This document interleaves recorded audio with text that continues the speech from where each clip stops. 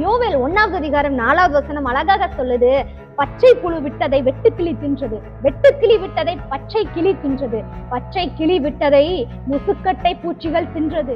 இது தேசத்துடைய அழிவு மட்டும் குறிக்கலங்க, மனுஷன் இழந்து போன ஆசீர்வாதங்களை குறிக்கிறது. இன்றைக்கு அநேகர் கொஞ்சம் நான் தப்பிச்ச மாதிரி தெரியுதுன்றீங்களா? இல்ல, மொத்த ஆசீர்வாதத்தையும் இழந்து உட்கார்ந்து இருக்கிறோம். பச்சை புழு விட்டதை வெட்டுக்கிளி தின்றதா? பச்சை புழுனா என்னங்க?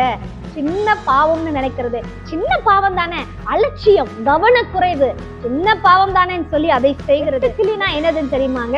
வெட்டுக்கிளினா நாம் செய்கிற வெளிப்படையான பாவம், நாம் செய்கிற பாவங்கள் நம்முடைய பழக்கமாக மாறுகிறது தான் வெட்டுக்கிளி. இன்றைக்கு அநேகர் பச்சை புழு விட்டதை வெட்டுக்கிளி தின்கிறது. சரிங்க, பச்சை கிளினா என்ன? பச்சை கிளி தான் வஞ்சகம், சுயநல வாழ்க்கை, தன்னைத்தானே ஏமாற்றி கொண்டு வாழுகிறது. இதுதான் பச்சை கிளி. கடைசியாக முசுக்கட்டை பூச்சினா என்னன்னு தெரியுமாங்க? முசுக்கட்டை பூச்சி முழுமையான வறட்சி, உங்க வாழ்க்கையில இருக்கிற எல்லா சந்தோஷம் எல்லாவற்றையும் ஜபத்தை வறட்சியான ஒரு சூழ்நிலையை நீங்க பார்க்க நேரிடும். ஒரு பாவம் விட்டதை இன்னொரு பாவம் கண்டிப்பாக சாப்பிடும். இந்த 4 காரியத்திலும் நீங்க உண்மையாக இருக்கும் போது இதுல இருந்து தப்பித்துக் கொள்ளலாம். மீதம் இருக்கும் என்று நினைத்ததையும் காலம் ஒரு நாள் சாப்பிடும். ஒருவேளை வெட்டுக்கிளி என்னை விட்டு போயிருச்சு, பச்சை புழுக்கள் என்னை விட்டு போயிருச்சுன்னு சொல்லி சந்தோஷமா இருக்கிறீங்களா?